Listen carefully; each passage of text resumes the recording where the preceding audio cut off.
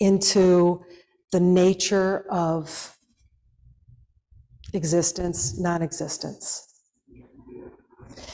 So let's move to impermanence. I'm always aware that I have way too much material for the time, so I'm going to apologize in advance if I start to speak very quickly. Maybe I'll leave it for another Dharma talk, because I don't want to rush through this. It's such a core teaching of the Buddha, and they're just so precious. So if we don't cover it all, I'll come back to it at a later date, I promise. So impermanence. We all know what that means intellectually, don't we? We understand the word, the definition of impermanence. But as you well know, in Buddhist teachings, in our Zazen, our practice of Zazen, we are really trying to touch the truth of that particular teaching through our own direct experience. So impermanence is not just that everything changes. We all assent to that. Everything changes. But what we're trying to do in practicing impermanence is to look deeply, and I love this phrase, Thich Nhat Hanh uses it all the time, to look deeply into the true nature of things. So it requires some humility on our part, doesn't it? Because we think, I know myself, I know my world, I know my work, I know my neighbors. We kind of have, again, hidden assumptions, don't we? Or they're pretty blatant assumptions, but they are just that, assumptions. We have not actually touched deeply into the nature of things. So most of the time, change happens slowly, doesn't it? That's what sort of confuses us and deludes us a little bit. Because we think, well, you know, if you got a new shirt, like I just bought a new Samway for Ango, and if you look at things, you know, from day to day, it's not really changing all that much. It's still the same color. It's got the same creases and wrinkles. It's not really changing day to day. But if we think, what is it going to look like in a year? What is it going to look like in 5 years? It's going to be different. My hunch is it's going to be faded. It might be a little frayed. So when change happens slowly, it can delude us into thinking that there is not a constant continual flux that's underlying that object or that change. So day to day, things can look pretty much the same. And that tricks us because we think we have a handle on it. We think, I know this. I know this object. It's real, right? I can feel it. I feel the fabric of it. But that's the part that we're trying to, again, pause and look deeply into the true nature of things. We all know that change can happen quickly, and this is the kind of change that can be when somebody leaves, when someone that we love dies, when we lose something precious to us. We're familiar with that, and it can be quite a shocking change, right? And usually that's the place that we acknowledge impermanence, when it comes as a shock. Not when it's happening slowly over time, but when we experience something that happens quite quickly and suddenly, we didn't expect it. It comes as a shock. And we can acknowledge in our own words, our own way, impermanence, can't we? We say things like, I can't believe that happened. Or that was, that was too soon. Life is too short. How many times do we hear that expression? And again, that's our intellect that's tricking us and helping us, not helping us. Our intellect reverts us back to permanence. That's why it's a very, very deep, deep teaching. Because our intellect, we can say things, life is short, I better get on with my life. I better study and practice Dharma. I better do X, Y, and Z. I better move. I better change that job, whatever it is. But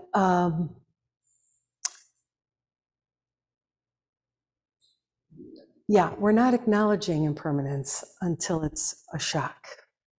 And so it's extremely beneficial when we sit and meditate, when we contemplate the nature of things, to contemplate the illusory nature of things, the changing nature of things, the way in which every object, including ourselves, is in a continuous flux. Continuous. Again, this is why the slow change, the sudden change can be a little tricky and can kind of set up some of our thinking to sort of maintain our old habits of mind. So looking deeply in our practice of Zazen, we realize that only with the idea of impermanence is everything possible. So take for a moment, I used to, many, probably decades at this point, used to live out towards DeKalb. And so I'd have to go to Northern Illinois University from where I lived. And every day I would pass like these great in the summer, these great farm stands selling, fresh corn just picked off the stalk. So we can think about how impermanence makes everything possible, because the seeds that were planted grew the stalk, gives us the corn turns into food that we can eat. If it was only a fixed, solid identity, the seeds wouldn't change. The grain of corn wouldn't be something that we could eat. So impermanence makes everything possible. There's also, and again, we can't use our intellect alone. God knows I've tried. God knows I'm still trying. I'm still trying to use intellect. I'm still trying to use conceptual thought, because I'm determined that somewhere I'm going to find a crack, in the matrix, right? But so far I haven't. And so what I need to do is give up. Because our intellect alone is not true understanding. So take a moment for that to sink in. What we have prided ourselves on, I'll speak for myself, what I have found to be immense accomplishment in my life in gaining degrees and intellect and knowledge, that alone is not true understanding. Superficially, yes, it has led to some understanding of certain topics, subjects. It's helped me function in my position, in my professional career. But intellect alone is not going to solve our problems of suffering, of discontent, of unhappiness, and it certainly won't lead us to freedom. So we have to really get down and dirty with understanding, what do we consider to be freedom? Is it just freedom from manifest suffering? Okay, quite honestly, the last session, my leg wasn't killing me like it was last night, and I thought, relief. But I know it's going to hurt again. So I can't become complacent that I've solved the problem of that particular manifest suffering. So what is real freedom? And that's the third. I'll just kind of give you a little bit of an overview. The third Dharma seal is Nirvana, or peacefulness.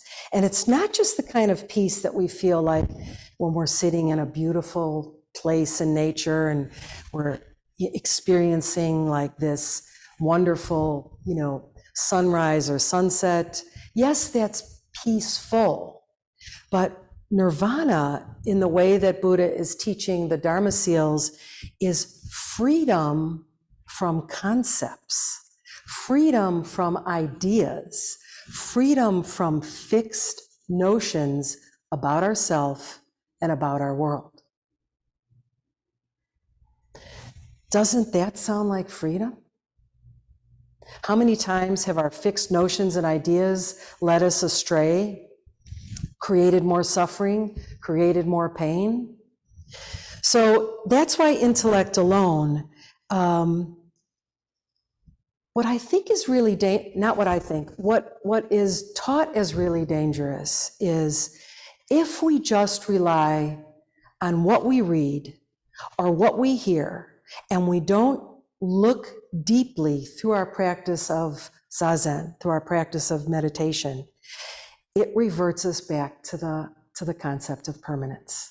We quickly fall back into thinking solid, fixed identity, separate from me. You know, I can knock on the table and I think it's pretty solid. So that's where intellect can really sort of mess us up. It takes us out of the here and now moments, doesn't it? Our intellect is always trying to construct a narrative around the experience of the here and now. So instead of just accepting the here and now, we're constructing narratives, we're constructing stories, we're sort of supporting our own intellectual understanding and ideology about why that's existing, what it means to us, and why that's important to continue to hold on to it. So we want the practice of impermanence. It's a practice. Again, it's not just a teaching. Buddha didn't just give us words so that we could read them and think, oh, those are beautiful. They're all practices for us. They're all ways in which it can help us, it can take us to looking deeply into the true nature of ourselves and of others, of our world. So we want the practice of impermanence to become our daily experience. Right? How many times do we think about that? We leave the house in the morning. You know, I left the house really early this morning. My fortunate wife was still sleeping, like really sleeping, probably deep REM sleep, and I'm like, are you kidding me? And my dog is sleeping, and so I'm thinking, I didn't have a moment walking out of the house that I might not return tonight. One of them might not be there when I return. I didn't have that understanding. It wasn't a part of my daily experience. This is how the practice of impermanence can ignite us, can really set us on fire to sit and to practice and to look deeply into the nature of things. Investigate it from our own side. Investigate what it means to us, for us, the way that those examples jump out at us. Because when I was driving here, you know, and I spent some time thinking about what I wanted to share this morning, and I thought, oh my God, I didn't for one moment think to say, goodbye, I love you. Goodbye, I hope I see you tonight. So that's the daily practice of impermanence, really helping us to integrate it into our daily experience so that everything we're seeing, I mean, can you imagine how the nature of our relationships would change if we had this practice of impermanence as an integrated, fully functioning part of our life? How would we treat others? How would we act towards strangers, towards our loved ones, towards pets, towards the environment? So there's a relationship to impermanence and suffering, isn't there? Because of our reliance on permanence. Now remember, that's a mistaken view. It's not incorrect. I mean, it's not a correct view. Buddha would say that is an incorrect view, permanence. But because of our mistaken reliance on permanence and thinking that things don't change, we resist when they do. and we get angry when they do, and we get sad when they do, and we rage out when they do. So without understanding it deeply, we'll feel the frustration, the disappointment, all of those emotions, all of those diluted states of mind that poison our heart, that poison our speech, that get in the way of sincere love. You know, Thich Nhat Hanh in his teachings on the 3 Dharma seals said, without looking deeply into impermanence, we won't nurture deeply the power of our love. Because again, we think this isn't going to change. Or I don't want it to change. I mean, isn't that what attachment's all about? I want this and I don't want it to go away. I don't want it to change. I want it to always be this way. I don't want to accept that it will change. Or, you know, don't we also feel the sting of getting something that we don't want? You know, something that we would consider to be very averse and painful, and we think, oh, I don't want that. Get that away. That can change really quickly, right? So practicing impermanence helps us deal with our problems. You know, we think it's got to be some sort of esoteric teaching that sort of takes us to this very, very profound, special place, but it does. It opens our heart. We accept others, we accept ourselves, because we look deeply into the deep nature of what true reality is. So we can see when we're practicing impermanence, the preciousness of other people in our lives, in the world, whether we know them or not. The preciousness allows us to be kinder, to be calmer, to be more loving, to watch our speech. Otherwise, we're just sort of like spinning off in all directions and just really being led by our animal-based instincts, if you will, of just succumbing to anger, aggression, violence. So when someone says something that makes you angry, and maybe you've had this experience, I know I have. When someone says something that makes you angry, and you kind of wish that they'd go away, that they'd shut up, that maybe you'd never have to see them again. You know, we call them toxic, right? But if we look deeply into that, what are we expecting to happen? Again, is that sort of on the side of aversion? We want somebody to change in accordance with our worldview, in accordance with the way that we see ourselves and others. If it's somebody that you care deeply about and they go away, you're certainly not feeling very happy. And Thich Nhat Hanh wrote a very beautiful gatha that I'd like to read, related particularly to anger, because one of the ways that we can practice impermanence is to also practice impermanence in the face of disturbing emotions. Now, I don't know about all of you, but I get a lot of disturbing emotions. And I can get disturbing emotions in the most serene place that I can choose, which might, certainly here in the Zendo, certainly here when you're, taking a beautiful nature walk. And you can be in the calmest, chillest place, and all of a sudden a flash comes into your mind, and suddenly, you're angry, or you're frustrated, or you're angry at someone else, and you're replaying that. So Thich Nhat Hanh wrote this beautiful gatha to help us practice impermanence. And he said, angry in the ultimate dimension, I close my eyes and look deeply. 300 years from now, where will you be? And where shall I be? So what a beautiful combination of telling us right from the get-go, anger, all of our emotions are not real in the way that we think that they're real.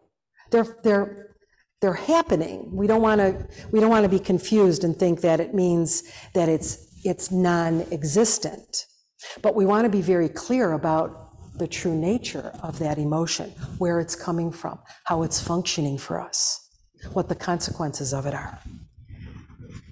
So right from the get-go, Thich Nhat Hanh says, angry in the ultimate dimension, kind of like telling us, slow down, slow down. It's not exactly real. And he's asking us, look deeply, close your eyes. Because in 300 years, and we don't even have to extend it to 300 years, we can say in 5 years, in 10 years, in 20 years, where will you be and where shall I be? So if we practiced impermanence in that way, of the encounters that we have with others, thinking that, life is indeed short, right? Some of the beautiful metaphors in the Tibetan practice is that it's like a flash of lightning. There's a gatha about Green Tara that talks about her eyes are like a flash of lightning, like helping us remember that's our life. That's how quickly it is. We don't want it to go by quickly, so we're going to put the brakes on. Looking deeply is a bit provocative for us, isn't it? Getting to the true nature of things is a bit provocative. Overcoming our intellectual way of understanding things and relying on the direct experience in our Zazen practice of here and now, and accepting that as the truth is different, right? It's a different way to experience life, ourselves and others. So we can try to visualize this. Next time you have a disagreement with someone or you feel some disturbing emotions, you can try to visualize them. Where will they be in 300 years? Where will I be in 300 years? Is this argument over leaving the soy milk out overnight really worth it? It helps us develop this, as Sensei was talking about yesterday, the spaciousness, the openness of our heart, of our mind, of our relationship with others. Suffering and conflict happens all the time because we forget impermanence. Discover that for yourself, how the relationship of suffering and impermanence exists. But Buddha's telling us that every place that you suffer, every place that you've experienced displeasure and discontent and disharmony is coming from permanence. We've reverted back to our incorrect view. And maybe we don't like to hear that we hold incorrect views. I know I certainly didn't when I first heard that. I'm like, whoa, I've done a lot of studying here. What do you mean incorrect? But incorrect in terms of how we apply the teachings and how we accept the truth of what we can't immediately discern, what we can't immediately understand. It's kind of like koan study, right? Can't immediately understand it. Yet we know there's something there. We know there's something very rich and deep and profound. So we're training, we're practicing to look into deeply look. As Thich Nhat Hanh says, look deeply into the true nature of things. So I'd like to read this direct quote because I worked with it a little bit last night in between my bursts of pain.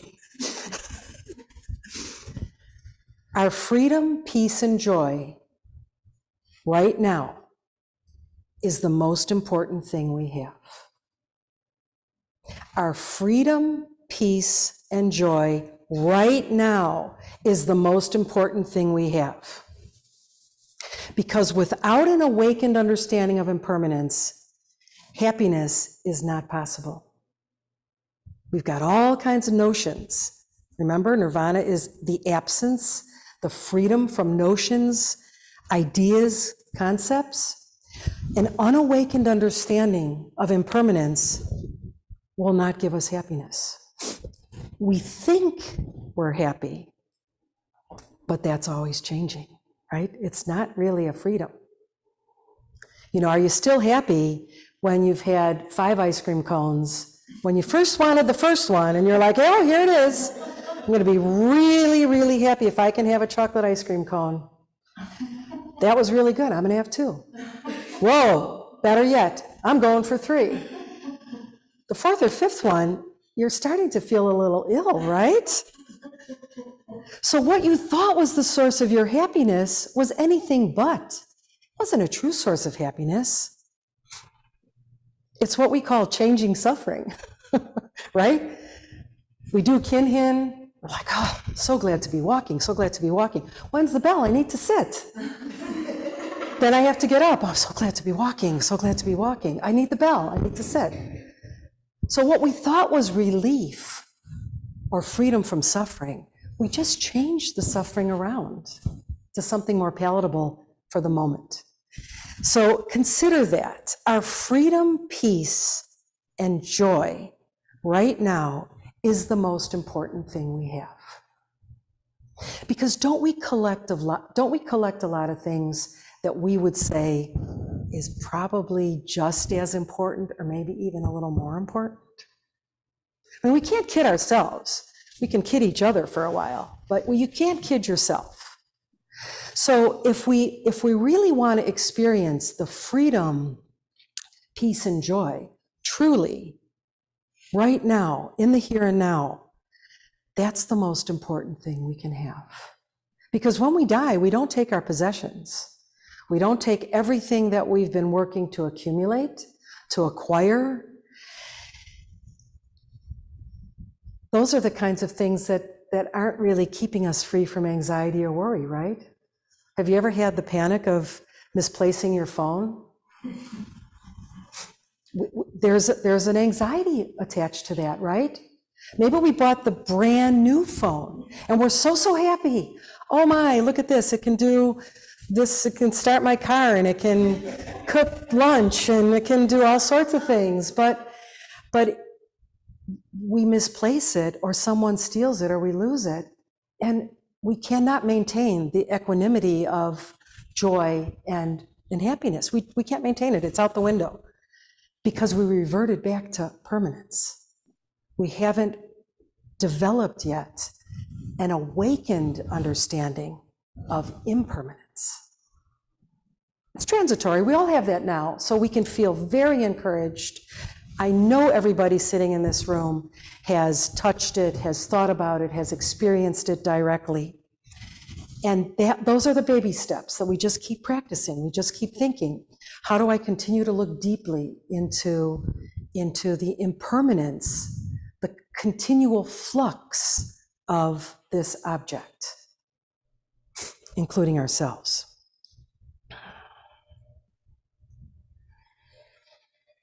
Because that's where it really gets hard, I think.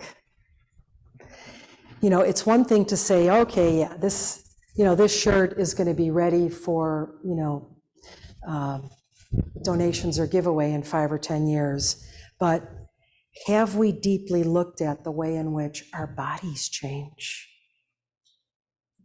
You know, one of the things that I've discovered getting older, first of all, that's a good thing, right? Because what's the antidote to getting older? Dying prematurely? So, embracing that, but we recognize, don't we, that things are always changing. Like, look at pictures of yourself, if you have any, from 5 or 10 years ago. You think, wow, I looked really young. Or my hair wasn't turning gray, or I didn't have some extra poundage on my body. So the Dharma seal of impermanence is also taking us into the realm of no self. Let me check how are we on time? I can't really see the clock. 20 minutes? Okay, great. Oh, thank you, Sensei. So the realm of no self and impermanence are really sort of two sides of the reality coin, if you will. They're both really helping us to develop this idea that what we see, what is appearing in our world to our eyes, our ears, our nose, our touch, is not real in the way that is the truth, that is the deep nature of it. But we get fooled, and I think that's what is so beautiful about the Heart Sutra. The Heart Sutra teaches us the nose, right? The Heart Sutra is the antidote to permanence, is the antidote to things that are solid and fixed and stable. The Heart Sutra is saying, like, first we say, eyes, ears, nose, body, mind. Okay, yeah, I get that. Right, that's going on here. And then the Heart Sutra says, no eyes, no ears, no tongue, no taste, no body, no mind. We think, what? No? So it's helping us develop this understanding of no self, of impermanence. The Dharma seal of no self really hinges on our practice of impermanence. Because if we only have a superficial understanding of impermanence, or only an intellectual understanding, I mean, we can maybe reel off all sorts of ideas and facts, et cetera, about it. But if we haven't actually brought it deeply into our experience, then no self will also remain transitory and illusory. Because of the constant movement and flux, nothing, underscore that, exclamation point a million times, nothing is fixed, stable, solid. We heard that yesterday in Sensei's talk, related to no self, including our bodies, including our minds. Nothing is fixed, stable, identifiable. An identity, rather, I should say. So we can think about it a little bit if we think about a beautiful flower. Because when we see something like a beautiful flower, it looks real, doesn't it? It looks real. It's beautiful. We could go up and smell it, and we would smell something, and it would feel real. But if we look deeply, and I'm going to use this phrase again and again, looking deeply means we investigate it from our own experience. Not zoning out necessarily, but taking it to the cushion, taking it off the cushion, looking deeply and trying to see how we apply the teachings on impermanence. Because looking at the flower, we see a lot of elements that are non-flower elements, don't we? There's a lot of elements there that are non-flower elements. And if something is stable and fixed, it essentially means that it's separate. It functions independently, doesn't it? That's what stable, fixed identity means. It's separate, it's independent. But if we think about the flower and its non-flower elements, it's very much dependent on water, soil, sunlight. The flower is not existing independently. It is not a separate, fixed identity.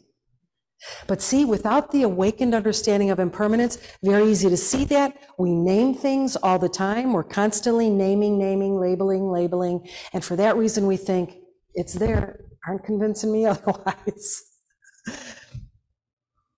So looking deeply means we see that that flower is full of everything. Everything in the world is contained in that flower. You know, it's Thich Nhat Hanh's teachings on interdependence, interbeing. If you're aware of the teachings on dependent origination, meaning that we're in relationship all the time. There's a dependence on everything, even our bodies. Because we think, well, you know, normally when we think of our bodies, we have this sense that there's a continuous driver in the seat, that there's a continuous, never-changing I that's generating thoughts, generating ideas, performing actions in the world. We have this idea because, again, intellect is reverting us back to permanence, that there's something in the background, right? Like even when we're sitting, well, who's sitting? Who's sitting? When you're sitting, practice that. Who's sitting? Who is sitting right now? Who is talking right now? Otherwise, we continually grasp at this solid fixed identity, which is permanence, and then we become very unhappy when things go wrong. And we can't accept it. And we develop all sorts of afflictions or delusions, or even if we don't develop an affliction, as it's called, we're unhappy. It maybe takes us out of our comfort zone for the rest of the day or the next couple of days.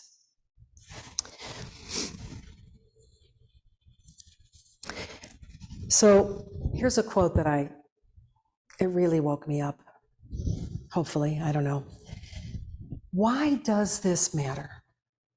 Why does the talk about impermanence, no self, nirvana matter?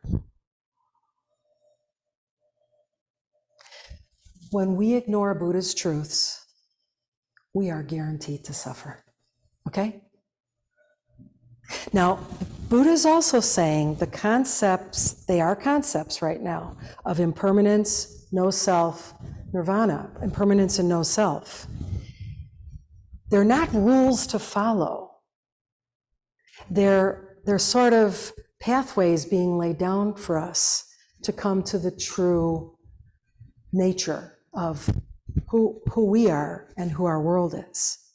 It's sort of like that saying that Buddha had, you know, like when his finger was pointing towards the moon, and he said, "Don't mistake my finger pointing for the moon as the moon itself." It's a pathway. It's a direction that our teachers, that our ancestors, that our sangha is helping us to realize, is helping us to move in that direction. So, an unexamined self, without looking deeply, we're going to feel isolated. We're going to feel alone. We're going to feel disturbed. Zazen is our opportunity, isn't it? To examine, to look very deeply in the ways that make sense for us when we're sitting on the cushion.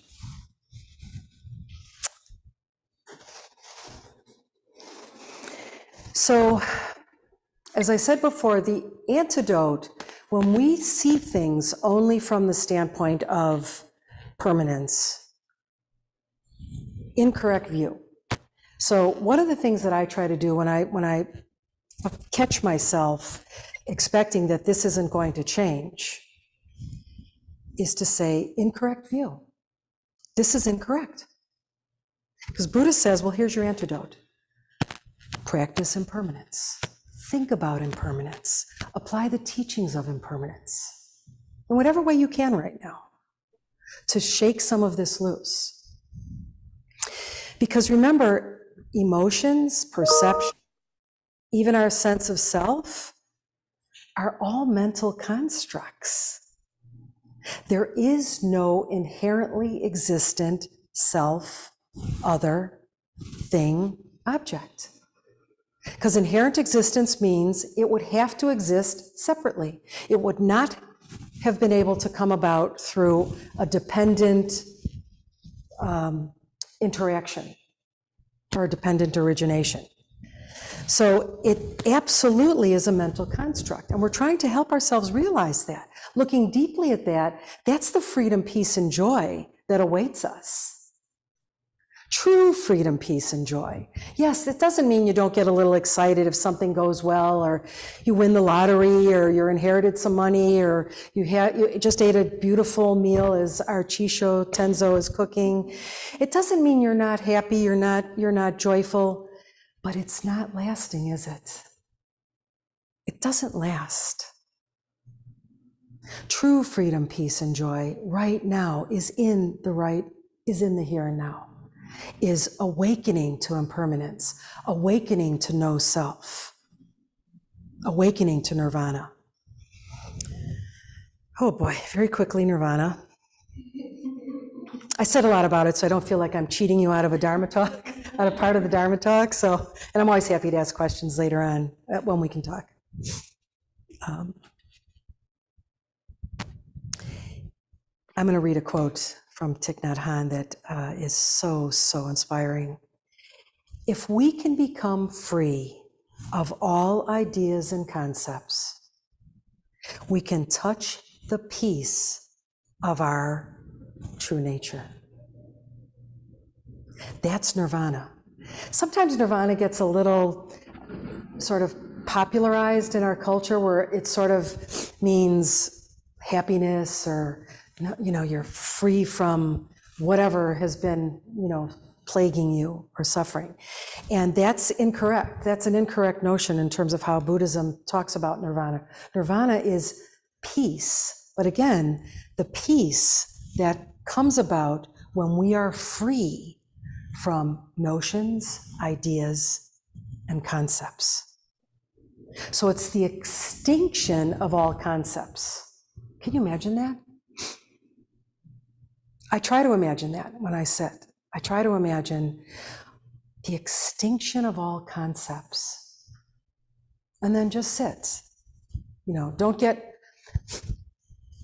Thich Nhat Hanh also said that we can get caught up in these ideas and turn them into concepts, like real hard and fast concepts. Because, we torture ourselves with trying to understand it too much. So if we just let go and we just think, if I can become free of all of these ideas and concepts, good, bad, neutral, doesn't matter. It's all mental construct. It's all concept. I can touch the peace of my true nature. What even is that, right? We've yet to discover that. We know it's there. Our teachers, our ancestors, Buddha Shakyamuni and all of the descendants have said, it's there, it's possible, this is possible.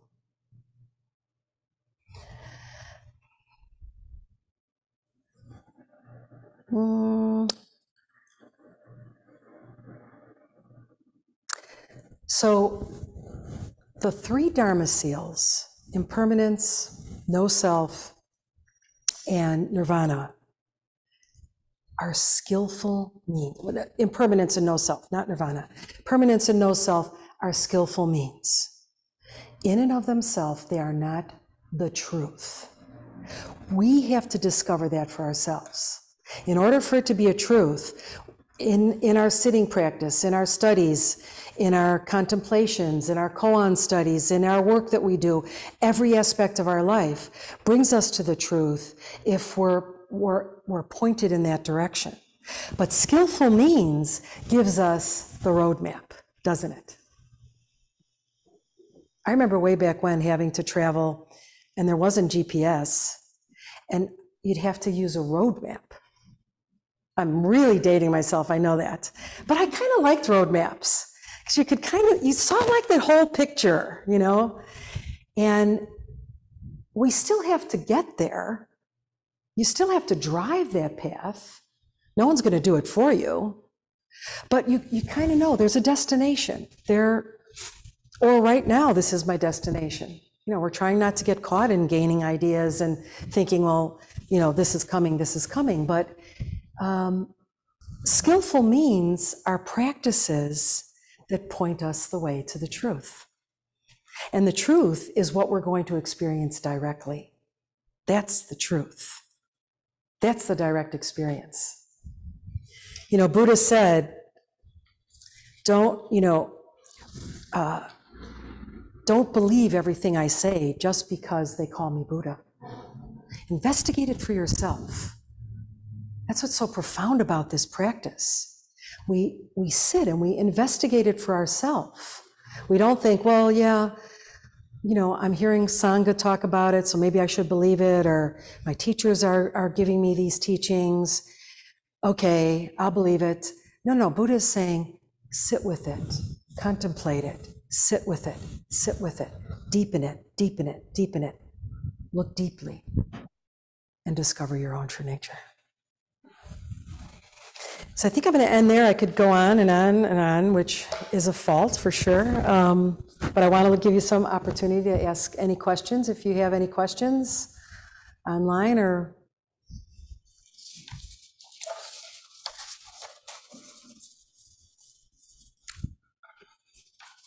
Go ahead and unmute if... Anyone online? Okay. Yes, Ceylon. Oh.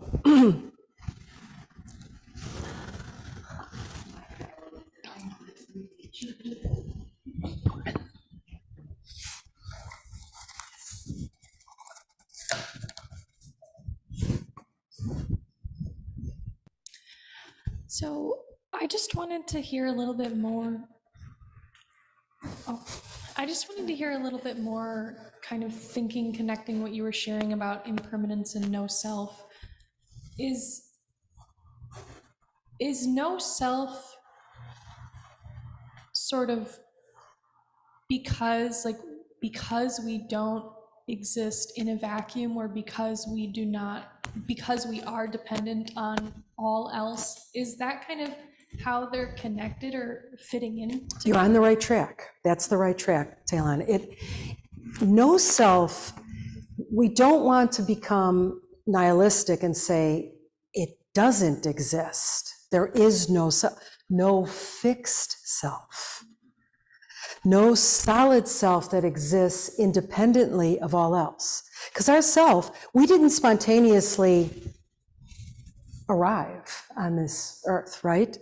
We depended on the union of parents. We depended on descendants, their ancestry. So there is no fixed self. And it's one of the, I'm glad you asked that question. It's a really good one, because it's often what misleads people, even in the teachings on emptiness, misleads into thinking, well, it's either everything or nothing. And it's not nothingness. There isn't a nihilism attached to that. It's just, we're not existing in the way that is appearing. It's not a fixed, solid, stable self, because it's always in flux. There's always a continuous movement. Even 2 moments, like look at the sunset, best example ever, right? When we say to someone, can you define what a sunset is? Everybody can tell you what a sunset is. Is it the same from night to night? No. It's always slight variations. Or look at the ocean, the waves. Slight variations, or very different variations. I didn't get to talk about sort of the 8 issues that fuel a lot of our anxiety. Maybe I should have talked about that. But yeah, I can give a little bit of a rundown on that tomorrow. But great question. Think of it as no fixed self, no separate self, no independent self. Great question. Thank you for asking that. Well, thank you all online, in person. It's delightful to share Dharma with all of you. And hopefully this brings you some benefit. Thank you.